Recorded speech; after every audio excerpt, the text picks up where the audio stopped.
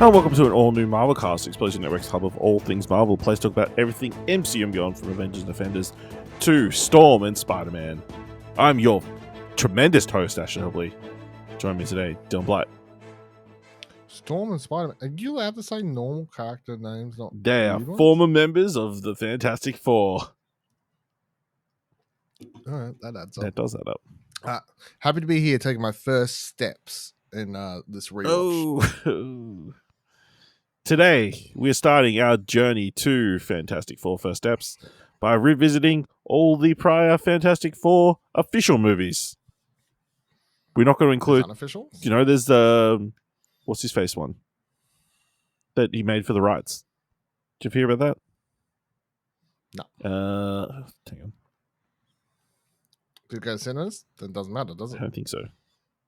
No, Fake they literally made it just to retain the rights from Oh. memory. Yeah. RV whatever. It was Roger Corman. Oh. Right, okay. Yeah, there's But was it released? It was an unreleased Fantastic Four movie that is on the internet. Right, okay. So, but no, we're talking about the ones made by Fox in agreement with Marvel. Yeah, you know, obviously Marvel's first family. You know, a famous team. You know, one of the longest running comic book series. So, you know, needed to be treated with respect and you know, hope to be successful. I think it's interesting that each of these, we're about to come to the third iteration of the Fantastic Four, right? They're all set 10 years apart. They're all released 10 years apart. The first in each, which is weird. So it's just fucked up. They come out in like 2000. This first one came out in 2005. It's 2004. Then it would have been 2014 and then 2024. You know. So. But numbers can't always work out. So yeah, let's dive in. Please be aware we'll be freely discussing anything and everything about plot themes at the end of the movie. So if you haven't watched it, come back later. With that said, let's talk about Fantastic Four. The cloud has fundamentally altered our DNA. That's gross. Reed, look at me. I can't. He's heating up from his core. You don't want to walk around on fire for the rest of your life, do you? Is that a trick question? Come on, am I the only guy who thinks this is cool? What if we got these powers for a reason? I've always wanted power.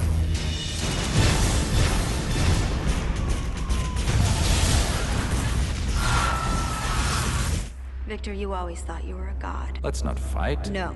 Let's. First released July 8th, 2005. Directed by Tim Story. Written by Mark Frost and Michael France. Based on Fantastic Four by Stan Lee and Jack Kirby.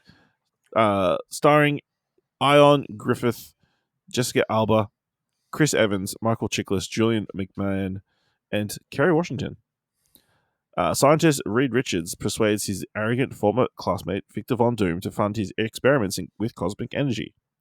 On Von Doom's space station, the crew, including astronaut Ben Grimm, researcher Sue Storm, and pilot Johnny Storm, are exposed to a mysterious cosmic storm that bestows superpowers upon them. As they cope with their transformations, Von Doom vows his revenge.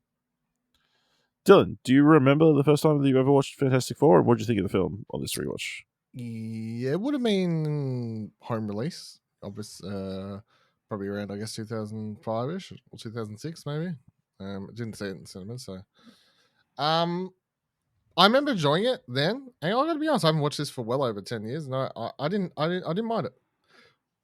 Weirdly, I thought it was obviously it's not the caliber of superhero movies that we've come to want and expect, but I thought it was quite weirdly charming at times. I enjoyed the main four and the chemistry between them. I think Michael Chiklis and Chris Evans. Was it Ian? No, Gruffudd. Yeah, and even Chris Evans. Like I think Jessica Alba's the weakest link, but she's fine. Mm-hmm. But I definitely felt like that was that was very good. I think the dude who plays Doom is probably the weakest link overall, though. To be completely honest, like he's more interesting. I think this movie's a lot better for the first like half, and when he's just a dude, a thought. But then when it goes like full like just evil bad Starting to guy go in the last crazy, like half, then that's sort of the worst part of the movie, I think. But I did enjoy this movie mostly when it's just those characters interacting and talking and all that stuff for like the first 3/4 or whatever. And then once Doom shows up with his electric powers or whatever the hell he has, that's probably the worst part of the movie. No, yeah. I didn't. I thought I would be more cringe or like, this is way worse than I remember. But I think it like kind of holds up. It's like not. I mean, it's of its time for sure. But it's an enjoyable enough time. I think they get most of the characters right. Reed being is very focused like on science and like kind of hitting the nail on the head of like him not making a move and that kind of stuff. Chris Evans perfect Johnny Storm. Like can't be held down, wants to constantly be on the move and like center of attention. Michael Chiklis does a great job considering the constrictions of being in that suit, which isn't very good. It's like a very rough thing. But it does the job. And Jessica Alba, I mean, let's be honest, she's there's an element of me that feels like she was cast for those two particular scenes when she's just undressing before she turns invisible. They're like, it's a great joke. The invisible woman, she needs to take off her clothes to become fully invisible. It's getting a very attractive upcoming star to do that. Because what she would have been on like Dark Angel at the time, and like this is the height of her, her fame or whatever. So not that she's since it is awful like in any way, but I don't think she's a great fit. Same year, I think. But yeah, I mean, it's always a fun origin stories at the time were fun and they're still fun, and like them trying to realize what the powers are and they're getting to fun, awkward situations and that kind of stuff. All good. And then yes, Victor Von Doom is just a dude with metal lightning powers rather than the deep character we know from the comics. So, on the powers, I'll say I actually thought the special effects were mostly pretty good, especially considering the age. Like the especially any of the elasticy stuff that they do, I thought was quite fun. Yeah, absolutely. They haven't really tackled it since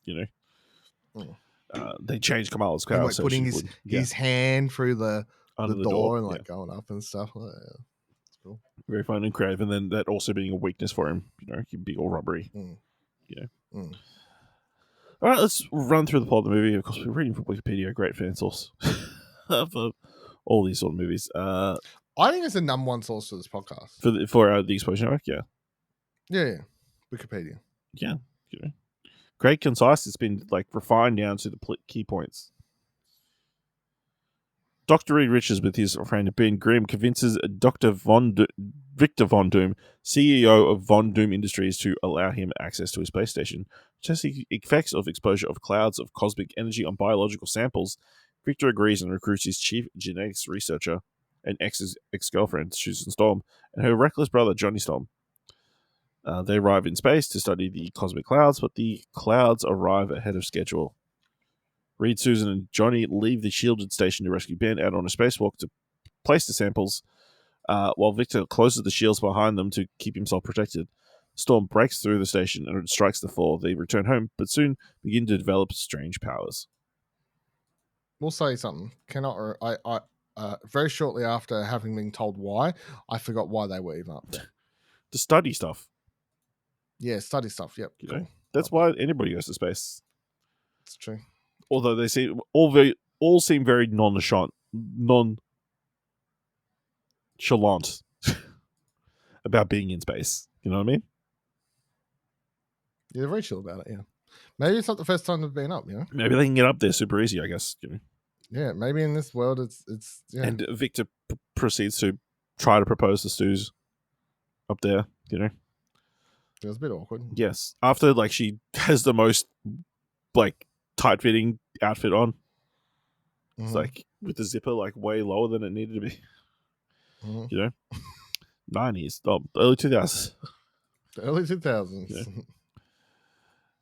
They return home but begin to develop strange powers. Reed is able to stretch like rubber. Susan can become invisible and create force fields, and Johnny can engulf himself in fire, and Ben is transformed into a large rock-based creature with superhuman strength and durability. I do like the misdirect where, because we all know Ben's going to become the Thing. It's like Chris Evans, Johnny fucking with him with the mirror to say, you're so ugly. But he's just himself, And then That was a good bit, yeah. Yeah. Fake out the audience. And I got to be honest, I forgot. I couldn't barely remember any of the movie. yes, So it faked me out, even though I'd seen this before. So, if you don't watch the movie for like 10 years and forget how Yeah. it plays out, absolutely. the jokes work again. And then you've got all this stuff here with Johnny like being tested and like him like being very hot, and him taking it as a compliment rather than the fact that it is. Mm. And then proceeds to go snowboarding on top of a mountain. It's very funny. It's just like they're at like like this huge event that's happened where they nearly all died and they're being held for tests because who knows what could happen to them. And he's like, sick mountain, bro. I needed to be jumping off that. Also, the fact that doctor or the nurse or who is Just the went hell along was with it like, eventually. yeah. And it's so good that they're like jumping out of helicopters with him and just doing flips and shit. Yep. Why not? And then tit for tat, Chris Evans is naked a lot of the time in this movie as well. Something there for the ladies and something there for the guys. With the Storm siblings. Victor meanwhile faces a backlash from his stockholders due to the publicity from the failed mission. They're ruthless, those bankers. They're the real villains. This one freak accident happens, and then they're going to take his entire company from him after all his successes. It's crazy. What are his successes? I assume be able to build a safe space station like that. And True, make fancy suits that like the ones they're wearing and all that kind of stuff. I'm sure there's a bunch of tech that they've got, so it would be like if Tesla like kicked out Elon Musk for like making one poor choice, like joining the Trump administration, Fair enough. On the Brooklyn Bridge, Ben accidentally causes a traffic pileup while stopping a man from committing suicide. We do skip over the bit where he wants to go see his fiancée. Yeah, played by Laurie Holden? Laurie Holden, yeah. Who is freaked out by his appearance and like, terrified, and he's wearing the classic trench coat and hat, so. But yes, he is trying to stop this man from committing suicide, but he's freaking him out because he looks like the way he does. And then yes, causes a massive pile up, which the media doesn't cover, that they're kind of Ben's responsible for it in the first place. But the four use their various powers to contain the damage and save lives. Yep. Including the bit where, again, the Invisible Woman is stripped down naked to walk around. But I can't. I'm going to be honest. For what reason? Exactly. The other two guys just walk around. Yep. I thought I'd missed something because I was watching it and I stood up for like 15 seconds to like go to grab a drink and come back. Maybe 20 seconds. And like obviously I could still hear it. But then when I come back, I was like, I don't understand why she needed. Why does she need to get naked? Yeah. Yeah. Very odd. Jessica Alba in the script for this movie, it's just like, and she gets naked, and she gets naked, and she gets naked. Damn. Need to get better clothes. She needs to wear that suit quick. Yes. While the public cheers them for their efforts, Ben's fiancée arrives to silently split their engagement, unable to accept him for his condition. Reed vows to a heartbroken Ben to reverse the effects. The media dubs them the Fantastic Four, and Victor exploits this news story to his stockholders, but they decide to pull out of Von Doom Industries. The four move into Reed's lab in the Baxter building to study their abilities and work on finding a cure. Yeah. Again, Ben getting kicked while he's down, unable to fit on the elevator. Yeah, poor guy. Poor guy. That's a lot of steps. It's a tall building. It's true. We get Stan Lee cameo. Like, haven't heard that one. It's been a while since the Stan Lee movie. It's true, actually. With our, obviously, all the, Doing the math. when was his last? What was his last? The last one he ever did you was Avengers Endgame. Yeah, okay, that makes sense. Yeah, so. Yeah, so it's just a bunch of them studying what he's doing. What's the studying? Trying to figure out how the powers work. So Reed plans to construct a machine to recreate the storm and reverse the conditions. However, Johnny refuses to cooperate, insisting that they should just embrace their powers. Going around with motorbikes, trying to fly. Giving everybody Does he names. think he is Ghost Rider? Yeah. Get in your lane, Yeah, mate. stop. That's my bit. Get a. I don't know what you could drive. Skateboard. An invisible car or something. Yeah. Invisible bike. Meanwhile, Victor, having also been affected by the storm due to the shield's malfunctioning, begins mutating into organic metal that is able to produce electricity and begins plotting to use his new powers to take his revenge.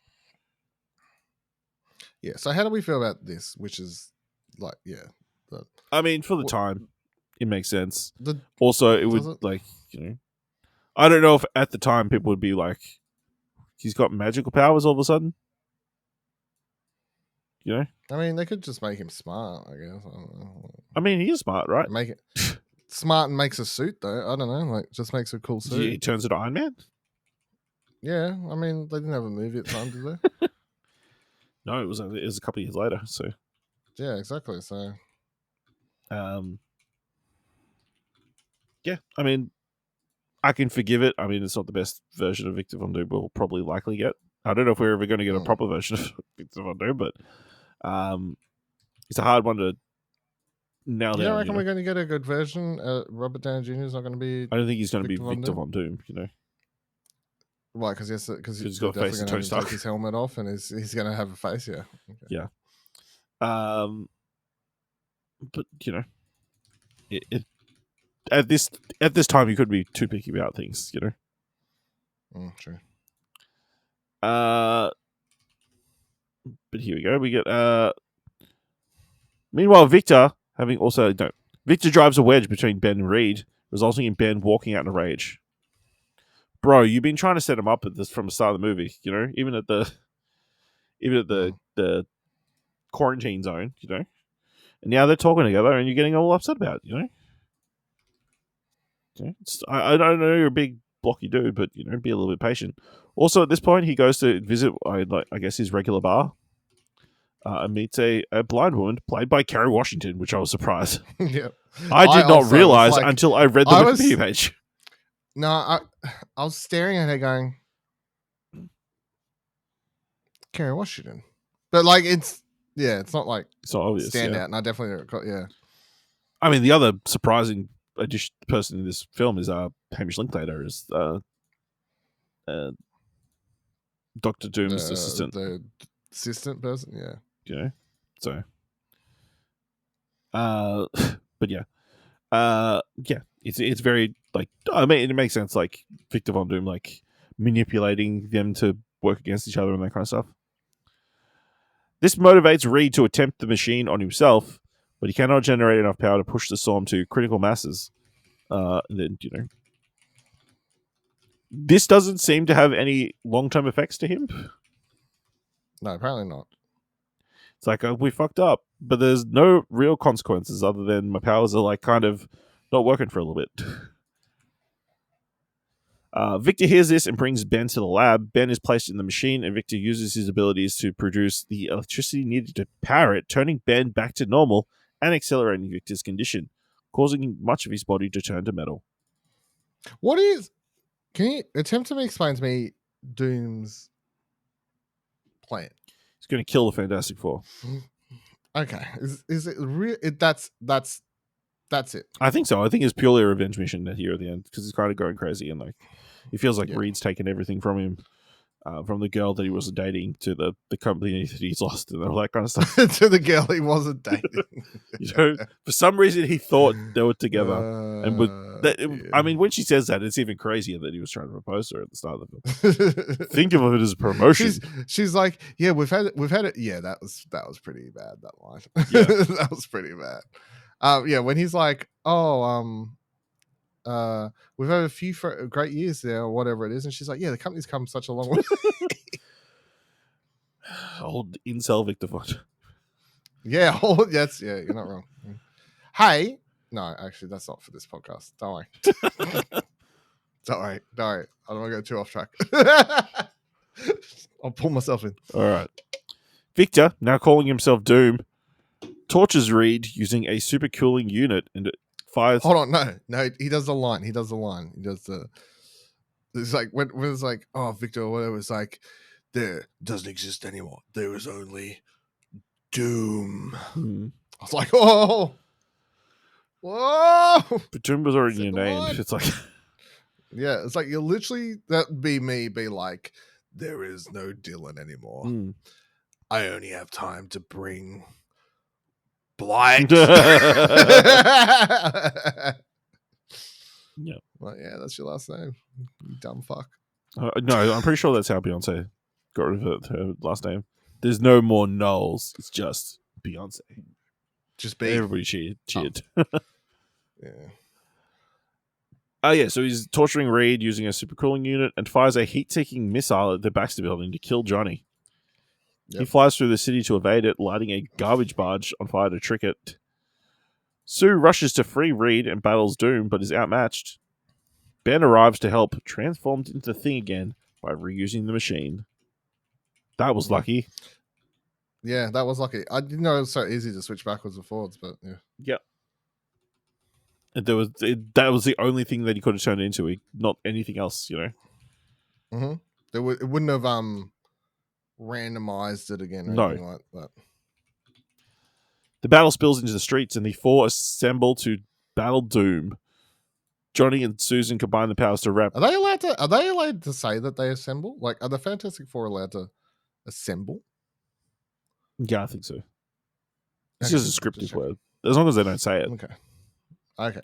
Yeah, so Johnny and Susan combine the powers to wrap Doom in an inferno of intense flames, and Ben and Reed douse him in cold water, inducing thermal shock and freezing Doom in place. Science, bitch. You know, I don't know if that is science. It's definitely science. I what if we you heat it up and then we cool it down really fast? You know? Yeah, that's science. I guess. In an epilogue, Ben tells Reed to forget about this experiment with the machine, as he has accepted his condition through his relationship with Alicia Masters, a blind artist. You get one person to like you and you're like, I can deal with this. I mean, I can't pick up forks, can't pick up small items. I can pick up chicks. Yeah. Blind chicks. Blind chicks. Such a weird 180, you know? The team decides to embrace their roles as superheroes, and Reed proposes to Sue with a gasket from the space station. Who's he suing? Yeah. Sorry. I forgot the plot for a second. I was like, I missed this. Who the fuck is he suing? Oh, he proposed. Yeah. He's going to take over Von Doom in the street soon. Yeah, man. Like, sure. Meanwhile, a frozen Doom is transported back to his homeland of Latveria. It's really knowing that they have this like set up on the boat as like a teaser for potentially more like proper Doom stuff, and they do nothing with it in the sequel. I'm trying to think of the timeline, but is this weirdly the first mid-credits hit in a Marvel movie? Even though it is directly after the film. Yeah, maybe. You know? Because it comes out before Iron Man, which, you know. I am Iron Man. So, yeah. Apparently, I was reading some trivia for the movie. Yes. I don't know if you did some trivia reading No. too. Apparently they were trying at the time to kick around some other characters to have in this one, including Nick Fury, which they then wanted to have in the second one, but they still don't have him in the second one. And instead, it's the we'll talk about next week. They finally get the Andre Buer character, when we talk about him next week, was originally supposed to be Nick Fury character, but they wanted a Nick Fury character in this one as well. So Nick Fury, apparently they wanted all for these movies. Did they get him? No, thankfully. No, they did not. Unless it was the white Nick Fury. Some people in hoods told me that's the best one. Yeah. Yeah, I haven't got any other trivia. I mean, it's weird that Tim Story is the director of, when you look at his filmology and then you go, really? What's he done? Barbershop, Taxi with what else? Queen Latifah, It Should Be Family. Queen Latifah. And then this. That movie, I gotta say, that's one of those movies that I've not watched since I watched it in high school. But I have such fond memories about watching that movie. I remember enjoying it a lot. Barbershop? I reckon if I Taxi? rewatched it, it would be terrible. Taxi. I reckon if I rewatched it, it would be terrible. Very fond memories though. I thought it was funny. All right. Yeah, anyway, I went off. I said I was not going to try and go upside. Anyway, yeah, I got nothing else really. It was a fine movie. I actually think that The Thing is the best part of the movie. He's the heart and soul of this movie. You know? Yeah, he makes the hard choice. He has the arc. You know? He's the one who actually sacrifices in this film. You know? Yeah. Everyone else gets cool powers. You know? Yes. Or hot powers in some cases, you know? Here's my question. I think, after watching this movie, can you imagine this version of Johnny Storm saying what he says at the end of Wolverine and Deadpool? Yes. Yeah. Really? Now I think about it, it all fits. Yeah. Now that you take up the PG rating, yes, it does that up. Yep. Yes. All right. Yep. Let us know what you think of Fantastic Four from 2005 by letting us know on social media on Blue Sky at explosionnetwork.com or find us on other social media at Explosion Pod. If you want to help us out here at All New Marvelcast, leave us a review on Apple Podcasts or on Podchaser. Leave us 5 stars and you can leave 5 stars, or just tell people about the show. And if you've enjoyed this episode, thoughts worth $1, head on over to our Ko-fi page at explosionnetwork.com/supports. Thank you very much for listening. Make sure you watch Fantastic Four: The Rise of the Silver Surfer, and join us next week for another All New Marvelcast.